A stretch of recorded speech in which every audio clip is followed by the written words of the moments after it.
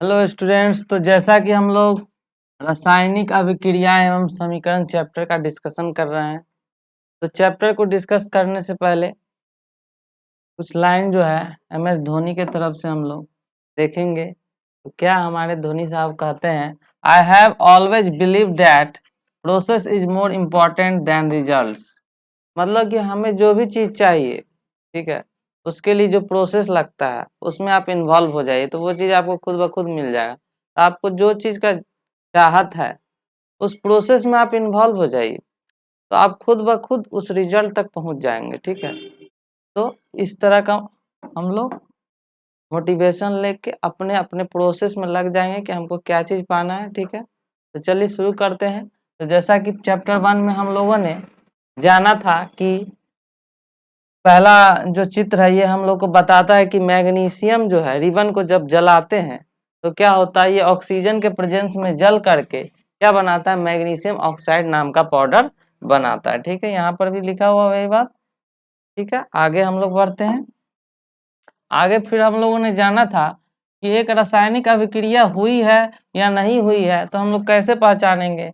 अवस्था में परिवर्तन से पहचान लेंगे, रंग में परिवर्तन से पहचान लेंगे, गैस का निकास एवं उत्सर्जन होगा तो भी हम लोग जानेंगे कि रिएक्शन हुआ, और टेम्परेचर में अगर कोई बदलाव आया तो भी कहीं ना कहीं रिएक्शन हुआ, ये बात जाने हैं।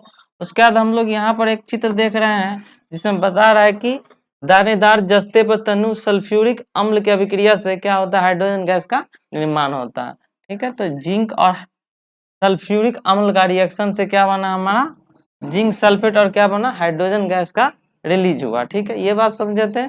उसके बाद फिर हम लोग आइए आगे क्या समझे थे। तो आगे हम लोग समझे थे एक द्रव्यमान संरक्षण का नियम होता है। ठीक है, जिसमें क्या होता है, किसी भी रासायनिक अभिक्रिया में द्रव्यमान का ना तो निर्माण होता है और ना ही क्या होता है, विनाश होता है। ठीक है, यानी कि प्रत्येक तत्व के परमाणु की संख्या समान रहती है। ठीक है, ये बात समझे थे। चलिए फिर आगे आते हैं। आगे फिर हम लोगों ने यहाँ पर एक असंतुलित रिएक्शन को बैलेंस करने का प्रयास किया था। ठीक है, तो यहाँ पर हम लोगों ने क्या देखा कि रासायनिक समीकरण को संतुलित करने के लिए सबसे पहले प्रत्येक सूत्र के चारों एक बॉक्स बना लीजिए। तो ये कुछ स्टेप इसमें बताया गया था, उसको हम लोग समझा था। लेकिन इसमें से सबसे इम्पोर्टेंट चीज हम लोग क्या सीखे थे कि सबसे अधिक परमाणु वाले यौगिक को पहले संतुलित करें। अगर यहाँ पर देखा है तो ऑक्सीजन जो है 4 है, सबसे ज्यादा है, आयरन एक ही है, तो सबसे ज्यादा 4 है, तो 4 वाले को बैलेंस करते हैं, यहाँ पर क्या लिख देंगे, 4 लिख देंगे। ठीक है, उसी तरह से यहाँ पर जो है, अब देखिए 3 Fe है तो यहाँ 3 लिख देंगे। यहाँ देखिए 4 4 दूनी 8 हाइड्रोजन हो गया, तो यहाँ भी कितना लिखना पड़ेगा, 4 लिखना पड़ेगा। ठीक है, इस तरह से हम लोगों ने इसको बैलेंस करना सीखा था। ठीक है, फिर आगे आते हैं तो उसको यहाँ पर बैलेंस रूप में इस तरह से दर्शा दिया गया है। ठीक है, चलिए इस विधि को क्या नाम दिया गया, हीट एंड ट्रायल विधि। ठीक है, आगे आते हैं। आगे हम लोगों ने देखा था कि भौतिक अवस्था के संकेत को भी लिखा जाता है। ठीक है, आयरन है तो आयरन किस रूप में है, सॉलिड है तो S लिख देंगे। H2O जो है G लिखा है मतलब गैस, यानी कि ये भाप के रूप में है।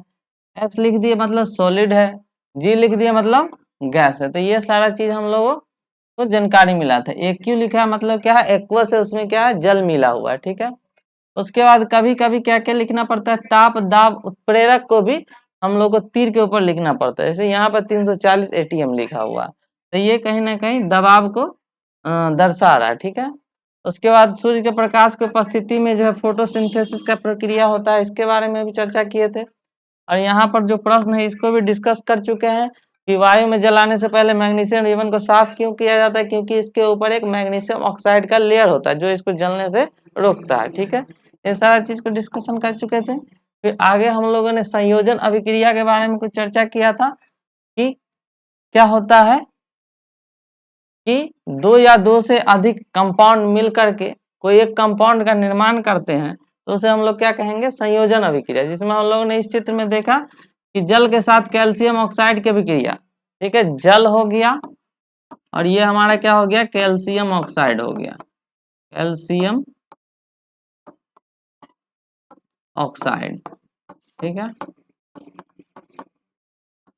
सॉरी यहाँ पर कैल्शियम में इधर से देना था। ठीक है, इसको हम लोग क्लियर सही कर लेंगे। चलिए आगे हम लोग फिर देखते हैं कि हम लोगों ने क्या देखा कि यहाँ पर कैल्शियम ऑक्साइड और जल रिएक्शन करके क्या बना रहा है, कैल्शियम हाइड्रोक्साइड बना रहा है, प्लस हीट भी उत्पन्न हो रहा है, उष्मा भी उत्पन्न हो रहा है। ठीक है, तो हम लोग आगे देखे थे क्या कि बुझे हुए चूल्हे का विलेन का उपयोग दीवारों की सफेदी करने के लिए किया जाता है। ठीक है, तो अब इसमें हम लोग एक चीज ये चीज ध्यान देंगे कि बिना बुझा हुआ चूना क्या हुआ, CaO हुआ, और बुझा हुआ चूना क्या हुआ, CaOH का होल ट्वाइस हुआ। मतलब कि ये रिएक्शन कर गया वाटर के साथ तो ये बुझा हुआ चूना हो गया, और रिएक्शन नहीं किया हुआ है, बिना रिएक्शन किया हुआ है तो ये बिना बुझा हुआ चूना है। ठीक है, और प्लस में क्या उत्पन्न होता है, हीट। और फिर हम लोगों ने देखा कि इसका उपयोग किसके लिए करते हैं, दीवारों की सफेदी करने के लिए करते हैं, व्हाइट वॉशिंग के लिए करते हैं। तो जब ये इसको हम छोड़ देते हैं तो कुछ दिनों के बाद जो है एक कैल्शियम कार्बोनेट के परत बनता है। ठीक है, ये बात समझे थे, जिसको हम लोग इस रिएक्शन के माध्यम से दर्शाए थे, कैल्शियम कार्बोनेट बनता है। और संगमरमर का भी यही सूत्र है, ये भी हम लोग पिछले क्लास में डिस्कशन किए थे। कोयले का दहन हो रहा है, कार्बन और ऑक्सीजन, यानी कि कार्बन ये कोयला हो गया, ठीक है, और ऑक्सीजन के प्रेजेंस में कोई चीज जलता है तो क्या बना, CO2।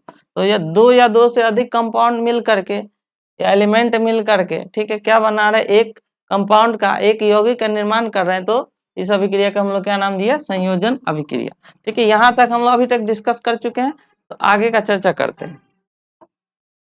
आगे है कि H2 तथा O2। ठीक है, H2 ये भी गैस है और O2 भी क्या है, गैस है, यानी हाइड्रोजन गैस और ऑक्सीजन गैस, ये दोनों गैस जो है जब रिएक्शन करेगा तो क्या बनेगा, H2O बनेगा, जो कि हमारा क्या है, लिक्विड फॉर्म में। सरल शब्दों में हम कह सकते हैं जब दो या दो से अधिक पदार्थ संयोग करके एकल उत्पाद का निर्माण करते हैं, ऐसी अभिक्रिया को संयोजन अभिक्रिया कहते हैं। तो कहीं ना कहीं जो है यहाँ से हम लोग को डिफिनीशन प्राप्त हो गया कि संयोजन अभिक्रिया जो है किसे कहते हैं। तो ये लाइन हमारे लिए काम का हो गया। ठीक है, तो इसको आप नोट डाउन कर सकते हैं कि संयोजन अभिक्रिया किसे कहते हैं, और एग्जाम्पल में एक इसको दे दीजिएगा, ठीक है, और एक जो है इसको दे दीजिएगा, ये आप बना सकते हैं नोट। ठीक है, आगे आते हैं। क्रियाकलाप 1.4 में हमने यह भी देखा कि अधिक मात्रा में ऊष्मा उत्पन्न हुई है, इससे अभिक्रिया मिश्रण गर्म हो जाता है। ठीक है, 1.4 जो हम लोग एक्टिविटी देखे थे, इसमें क्या हो रहा है कि ऊष्मा उत्पन्न हो रहा है। ठीक है, तो जिन अभिक्रियाओं के उत्पाद में निर्माण के साथ साथ ऊष्मा भी उत्पन्न होता है उसे ऊष्मा क्षेपी रासायनिक अभिक्रिया कहते हैं। एक और रासायनिक अभिक्रिया का चर्चा आ गया कि जिस भी रिएक्शन में या अभिक्रिया में क्या होता है, उत्पाद के साथ साथ ऊष्मा भी उत्पन्न होता है, उत्पाद के साथ साथ ऊष्मा भी उत्पन्न होता है, उसको क्या बोलेंगे, ऊष्मा क्षेपी रासायनिक अभिक्रिया। ठीक है, उसमें ऊष्मा क्या हो रहा है, मुक्त हो रहा है। तो इसका उदाहरण तो एक ये हो गया, पीछे हम लोग पढ़े अभी, देख लीजिए ये वाला, यहाँ पर क्या हो रहा है, ऊष्मा मुक्त हो रहा है। तो ऊष्मा मुक्त हुआ तो ये कैसी अभिक्रिया हो गई, ऊष्मा क्षेपी अभिक्रिया होगी, ऊष्मा क्षेपी, ठीक है, अभिक्रिया, ये अभिक्रिया हमारे कैसे होगी, ऊष्मा क्षेपी। जिस किसी रिएक्शन में अगर ऊष्मा मुक्त हो रहा है उत्पाद के साथ साथ तो उसको हम लोग ऊष्मा क्षेपी अभिक्रिया बोलेंगे। ठीक है, आगे आते हैं। तब कुछ उदाहरण और दिया गया, जैसे यहाँ पर मीथेन दे दिया है, मीथेन गैस ऑक्सीजन के प्रेजेंस में जल रहा है तो क्या बन रहा है, कार्बन डाइऑक्साइड बन रहा है, वाटर बन रहा है और ऊर्जा मुक्त हो रहा है, ये ऊष्मा के रूप में। ठीक है, क्या आप जानते हैं श्वसन एक ऊष्मा क्षेपी अभिक्रिया है। आपसे ये प्रश्न भी पूछा जाता है एग्जाम में, एग्जाम के ख्याल से महत्वपूर्ण है कि श्वसन एक ऊष्मा क्षेपी अभिक्रिया है, क्यों या कैसे, ये आपको बताना होता है।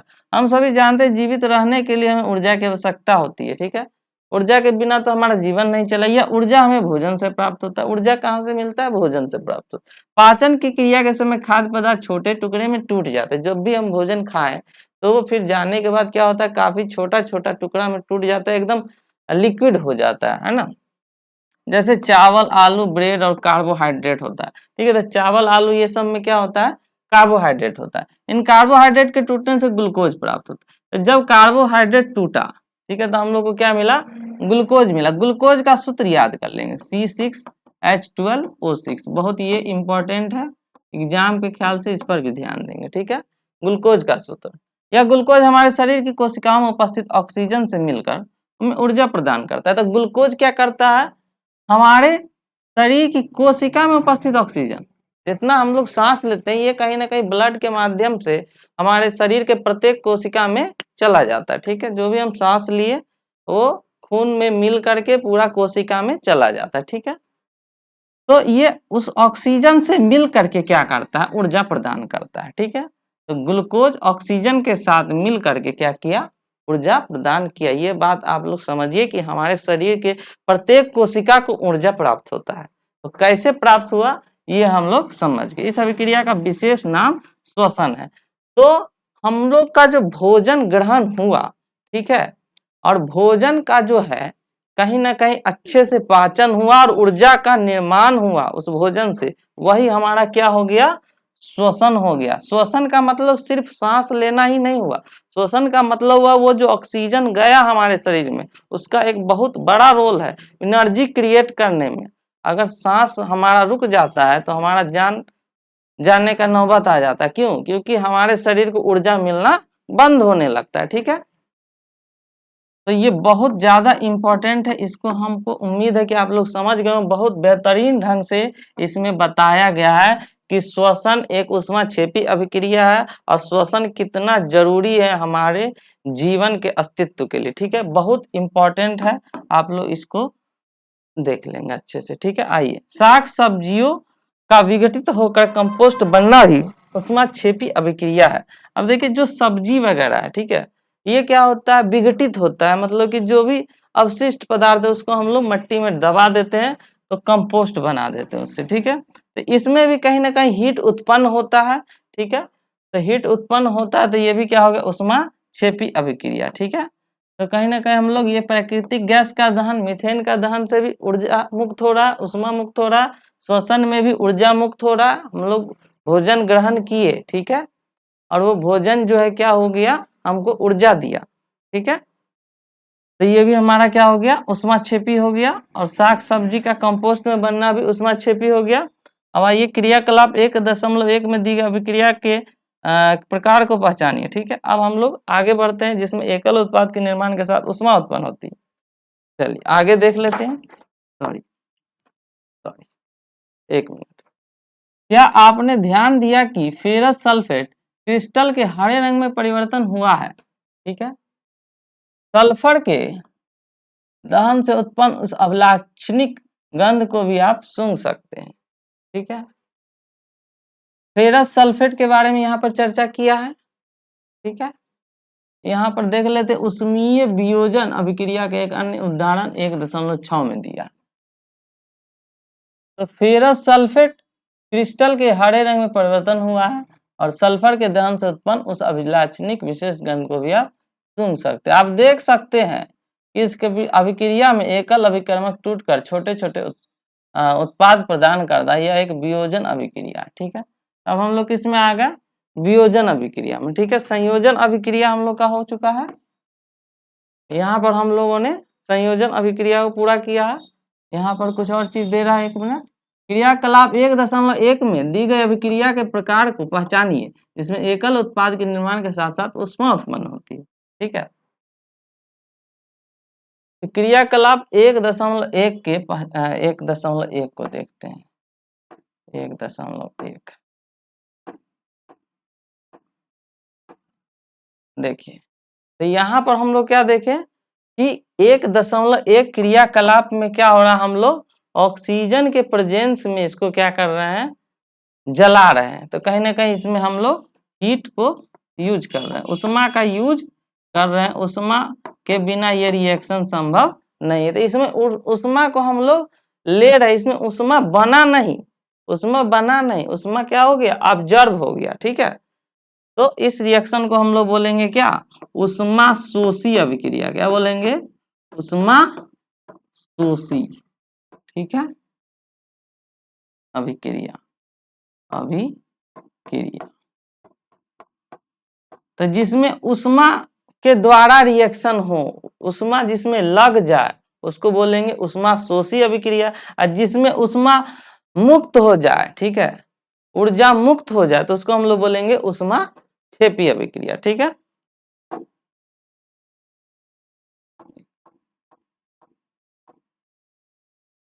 तो यहाँ पर हम लोग क्या देख रहे हैं कि उष्मा मुक्त हो रहा है।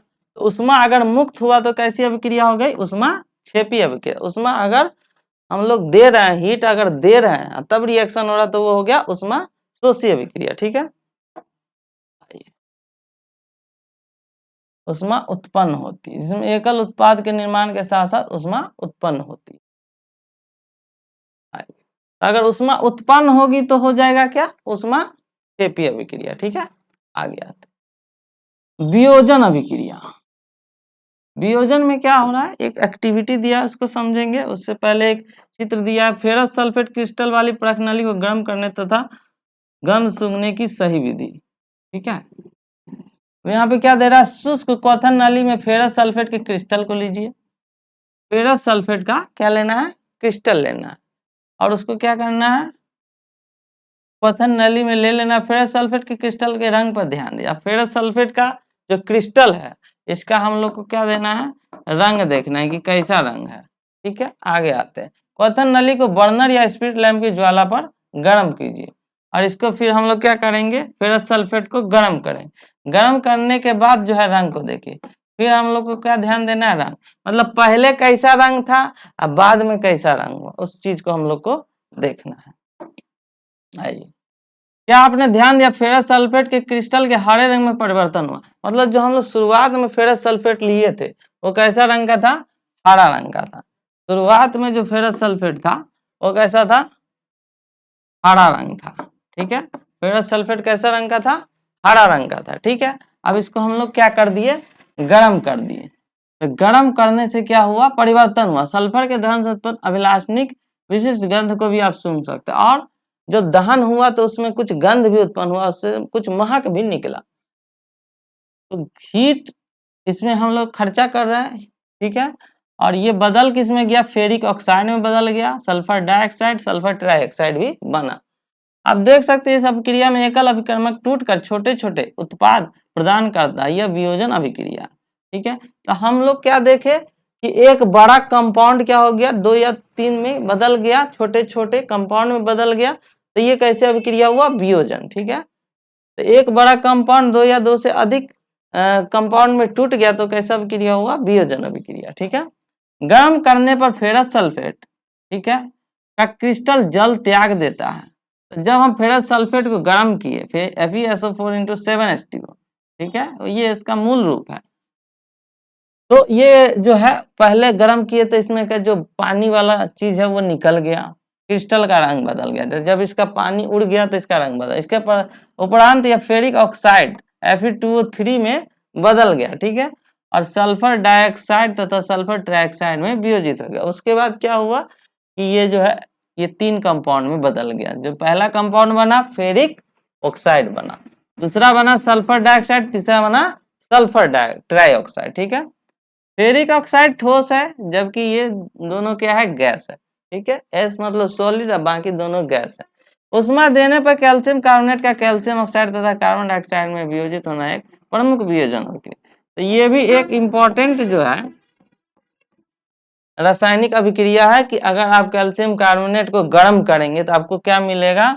CO मिलेगा और CO2 मिलेगा। ठीक है, ये एक प्रमुख वियोजन अभिक्रिया जिसका उपयोग विभिन्न उद्योगों में होता है। कैल्शियम ऑक्साइड को चूने या बिना बुझा हुआ चूना कहते हैं। तो ये बात हम लोग बार बार ध्यान दे रहे हैं कि कैल्शियम ऑक्साइड का मतलब क्या? बुझा हुआ चूना। ठीक है, बिना बुझा हुआ चूना कहते हैं। ठीक है, कैल्शियम ऑक्साइड को क्या कहते हैं? बिना बुझा हुआ चूना। यहाँ पर बुझा हुआ चूना लिख दिया है, ये गलत लिख दिया, बिना बुझा हुआ चूना। ठीक है, त्रुटि कई बार बुक में आ जाता है। यहाँ पर लिखा हुआ बिना बुझा हुआ चूना, लेकिन यहाँ पर क्या लिख दिया? बुझा हुआ चूना। ठीक है, इसके अनेक उपयोगों में से एक उपयोग सीमेंट के निर्माण में होता है। तो आप देखिए सीमेंट के निर्माण में किसका उपयोग होता है? कितना इंपॉर्टेंट प्रश्न हो गया कि सीमेंट के निर्माण में किसका उपयोग होता है? तो हम लोग बोल देंगे बिना बुझा हुआ चूना का उपयोग होता है। CaO का उपयोग किसमें होता है? सीमेंट उद्योग में होता है। ठीक है, CaO का उपयोग किसमें होता है? सीमेंट उद्योग में होता है। ठीक है, आगे आते हैं।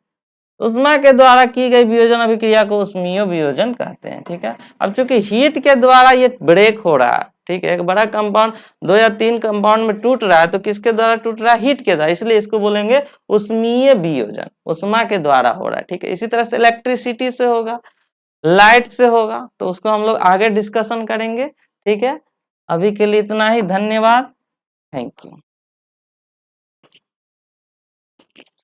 1 मिनट।